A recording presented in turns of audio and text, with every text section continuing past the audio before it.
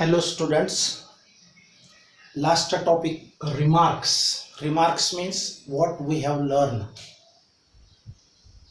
तर काही गोष्टींविषयी रिपीट म्हणजे फॉर्म्युला असा असेल तर त्याच्यापासून आपण काय लर्निंग केलं त्याला रिमार्क्स म्हणतात.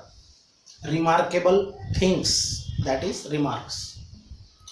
आता पहिली गोष्ट अशी आहे, for rolling object if the expression for moment of inertia is of the form n into m r square. म्हणजे एखादा ऑब्जेक्ट रोलिंग असेल आणि त्याचा मोमेंट ऑफ इनर्शिया हा n times m r square असेल. आता इथं एन म्हणजे काही पण न्यूमरिकल फॅक्टर येतो. 1 येणार, 2 येणार, 2/5 येणार, 1/2 येणार, असे मेनी फॅक्टर्स येतात. आता फॉर एक्झाम्पल लास्ट पेजवर बघा, ऑब्जेक्ट आहे त्याच्यामधून कोणत्या प्रकारे ॲक्सिस कसा गेला तर मोमेंट ऑफ इनर्शिया काय असेल. आता इथं thin ring or hollow cylinder आहे. आता ॲक्सिस हा सेंट्रल आहे म्हणजे passing through its centre and perpendicular to its plane. तर मोमेंट ऑफ इनर्शिया रिंगच्या काय असेल, एम आर स्क्वेअर. आता इथं सिंगल 1 हा एनची व्हॅल्यू 1 असेल इथं.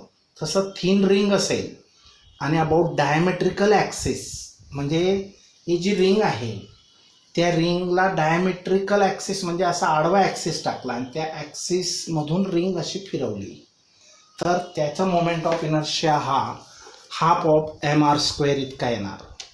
मग असे जे फॅक्टर येतात बघा, न्यूमरिकल फॅक्टर, इथं annular ring or thick walled hollow सिलेंडरच्या moment of inertia I is equal to half of m into रेड आयची सम आहे स्क्वेअर्सची. त्याच्यानंतर सो मेनी ऑब्जेक्ट्स आहेत आणि त्यांच्यामधून कोणत्या ॲक्सिसमधून म्हणजे त्यांच्या बॉडीमधून ॲक्सिस कसा गेला, पास केला तर त्याचा मोमेंट ऑफ इनर्शिया काय असेल. तर हे फॅक्टर आहेत बघा, 1/2, 1/4, 2/3, 2/5, 2/5. आता यांच्या प्रूफची गरज नाही आहे, हे डायरेक्ट तुम्हाला यूजसाठी आहेत. तर ओल्ड सिलेबसला या सगळ्यांचे प्रूफ होते परंतु ह्या सिलेबसला डायरेक्ट त्यांचा यूज आहे. तर 2/5, 2/5, 1/12, 1/3, 1/12, 3/10, 1/2. मी आजच तुम्हाला याचे फोटो सेंड केलेले आहेत. त्याच्यानंतर क्वेश्चन, पूर्ण क्वेश्चन आणि त्यांचे आन्सर्स पण मी सेंड केले आहेत. जवळपास 26 पेजेस त्यांचे आन्सर्स आहेत आणि त्या आन्सर्समध्ये आपल्या नोट्समध्ये बरेच काही आन्सर्स आहेत. थोडेफारच क्वेश्चनचे आन्सर्स हे एक्स्ट्रा होते ते मी दिलेले आहेत. म्हणजे जवळपास सगळेच दिलेले आहेत परंतु त्यांची लिहिण्याची गरज नाही. जे नाही आहेत एक्स्ट्रा आहेत त्यांचे मात्र राईट डाऊन करावे लागेल. आता हे जे फॅक्टर असतो हा n times m r square म्हणजे इथे एम आर स्क्वेअर फिक्स असणार. कोणत्याही बॉडीच्या moment of inertia m r square असणार आणि इथं कोणताही न्यूमरिकल फॅक्टर असेल, नंबर असेल. मग n gives the value of k/r square. तर मागच्या डेरिवेशनमध्ये आपण पाहिलं तर रोलिंग बॉडीची कायनेटिक एनर्जी ही किती असते. तर हा जो फॅक्टर येतो k/r स्क्वेअर हा एन जो फॅक्टर आहे तो कोणाची व्हॅल्यू दर्शवितो, डिनोट करतो, k²/r square for that object. आता फॉर एक्झाम्पल बघूया कसं दर्शवितो. आता for example for uniform solid sphere, solid म्हणजे भरीव आणि हॉलो जर असेल तर त्याला पोकळ म्हणतात. हॉलो स्फिअर, पोकळ गोल. सॉलिड स्फिअर म्हणजे भरीव गोल आहे आणि त्याचा मोमेंट ऑफ इनर्शिया हा 2/5 एम आर स्क्वेअर आहे. याची कंपॅरिझन करायची कोणाशी, रेडियस ऑफ गायरेशनच्या फॉर्म्युला mk²शी. m कॅन्सल होतो मग k²/r स्क्वेअरची व्हॅल्यू काय येणार, 2/5 येणार.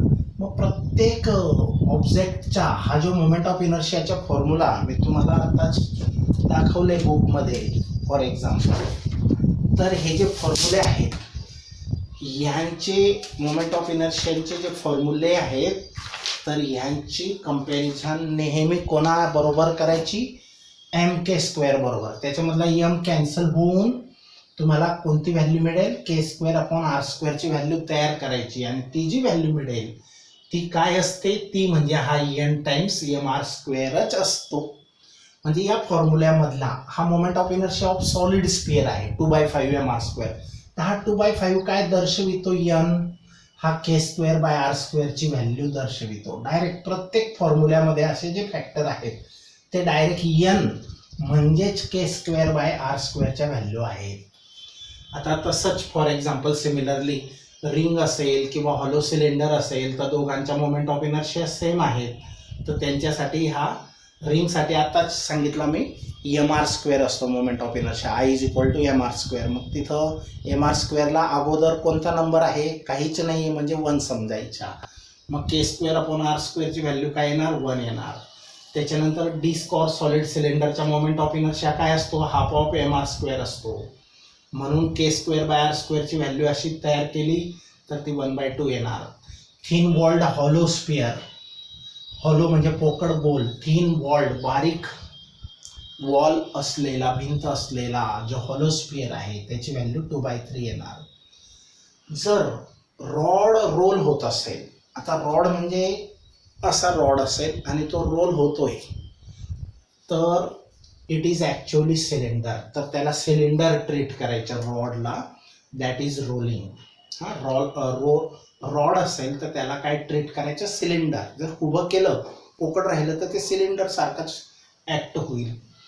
आता अजून दुसरी गोष्ट, ही एक गोष्ट, हा n फॅक्टर जो आहे तो म्हणजे k²/r² ची व्हॅल्यू असते आणि याच्यावरून मोमेंट ऑफ इनर्शियाचा हा फॅक्टर इथं असतो किंवा त्याच्यावरून n म्हणजेच k²/r² ची व्हॅल्यू आपल्याला कळते, हे सांगायचं एवढ्या गोष्टीमधून.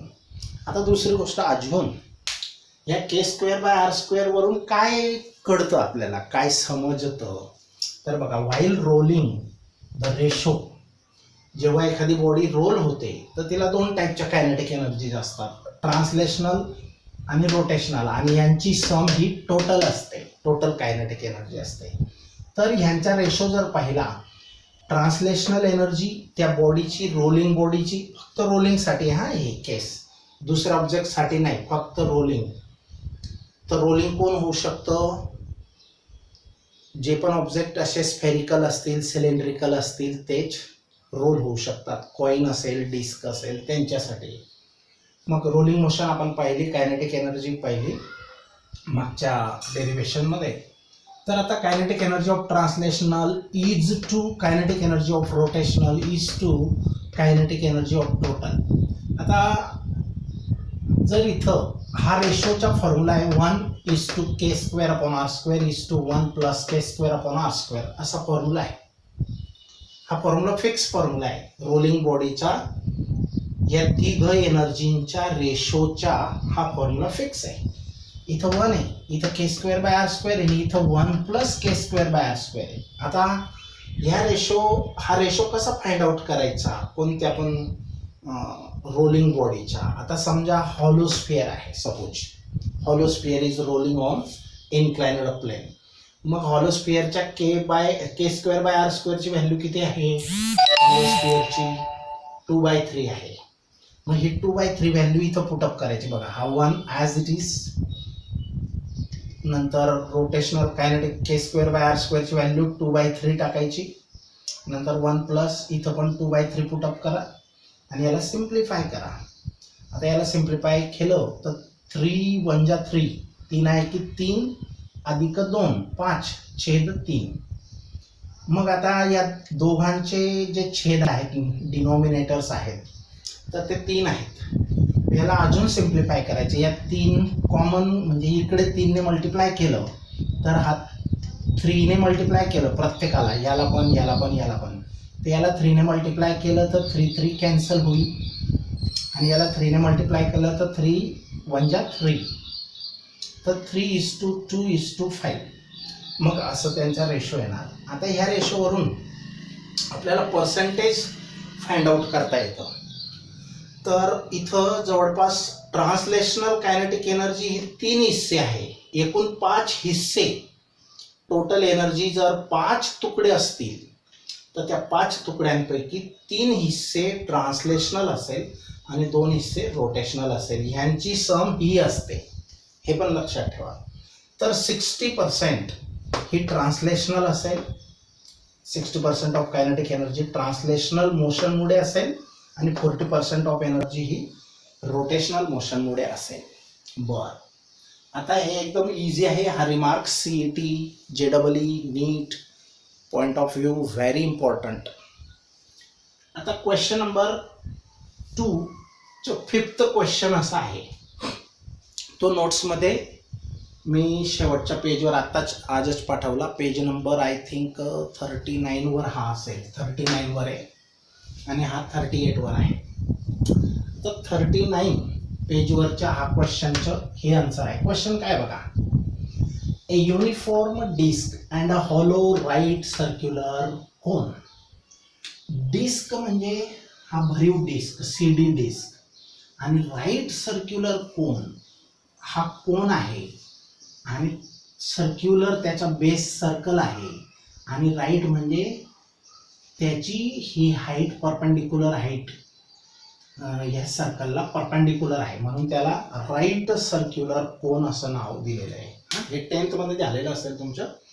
तर युनिफॉर्म डिस्क हा आणि right circular cone have the same formula for their moment of inertia. त्यांच्या मोमेंट ऑफ इनर्शियाचा फॉर्म्युला काय माहिती का, याचा पण अबाउट देअर सेंट्रल ॲक्सिस, म्हणजे ह्या ॲक्सिसच्या अराउंड जर याला फिरवलं आणि ह्या ॲक्सिसच्या अराउंड जर याला फिरवलं तर यांचा moment of inertia I = ½ of mr² आणि ह्याचाही moment of inertia ½ of mr² असा आहे, ½ of mr² असा आहे. दोघांचे फॉर्म्युले सेम आहे. हां, तर सेम का आहेत, when rotating about their central axis, central ॲक्सिसच्या अराउंड फिरत असताना त्यांच्या मोमेंट ऑफ इनर्शियांचा फॉर्म्युला सेम आहे. व्हाय इज इट सो, हे का, काय कारण असेल याला. तर पहिली गोष्ट आत्ताच शिकलो आपण बघा, फॉर ए रोटेटिंग ऑब्जेक्ट, कोणताही ऑब्जेक्ट रोटेट होत असेल किंवा रोल होत असेल. आता इथं रोलिंगसाठीच सांगितलेलं आहे, मग आपल्याला डाऊट काय येतो की रोटेट होणाऱ्या ऑब्जेक्टला हे ट्रू नाही का, हे लागू नाही पडणार का. तर ते रोटेटिंग ऑब्जेक्टसाठी सुद्धा आहे, म्हणून इथं वर्ड्सवर लक्ष ठेवायचं, रोटेटिंग ऑब्जेक्ट. तर for a rotating object if the expression for moment of inertia is of the form, जर रोटेटिंग ऑब्जेक्टसाठी त्या ऑब्जेक्टच्या मोमेंट ऑफ इनर्शियाच्या फॉर्म्युला अशा स्वरूपात असेल, इज ऑफ द फॉर्म असा असेल, म्हणजे इथं हा जो फॅक्टर आहे तो n आहे, काही पण असेल, कोणताही ऑब्जेक्ट घेतला तर इथं काहीतरी येणार, म्हणजे ती व्हॅल्यू n ची समजावी, ह्याला n फॅक्टर म्हणायचं. तर n times the mr², the numerical factor n gives the value of k² for that object. त्या ऑब्जेक्टच्या मोमेंट ऑफ इनर्शिया मधील हा जो फॅक्टर आहे, हा जो नंबर आहे, तो कोणताही नंबर असो, फ्रॅक्शन असो, फुल नंबर, राऊंड फिगर नंबर असो, पण मोस्टली फक्त एकाच मध्ये रिंगमध्ये 1 आहे आणि बाकीच्यांमध्ये फ्रॅक्शनल नंबर आहे. तर हा n फॅक्टर काय गोष्ट सांगतो आपल्याला, त्या ऑब्जेक्टच्या k²/r² हा रेशो सांगतो.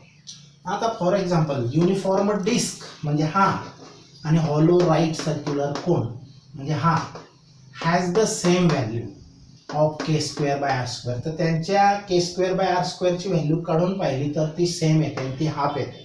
कशी काढायची, तर याच्या इक्वल टू, ही मेथड आहे बघा, I = ½ of mr² आणि याची कंपॅरिझन नेहमी mk² बरोबरच करायची. याच्यातला m गेट्स कॅन्सल्ड, मग रिमेनिंग फॅक्टर काय राहिला बघा, हा k² आणि हा इकडनं तिकडे डिवाइड झाला r², तर इथं शिल्लक राहणार हाफ. तर अशा प्रत्येक ऑब्जेक्टच्या k²/r² अशा पद्धतीने काढायचा, याची कंपॅरिझन करायची mk² बरोबर.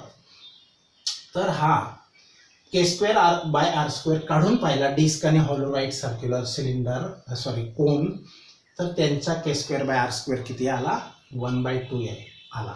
मग हा डायरेक्ट इथं पुटअप करून फॉर्म्युला बनवू शकतो आपण. Hence they have the same formula for their MI. दोघांच्या हा रेशो सेम असल्यामुळे दोघांच्या फॉर्म्युला सेम आहे.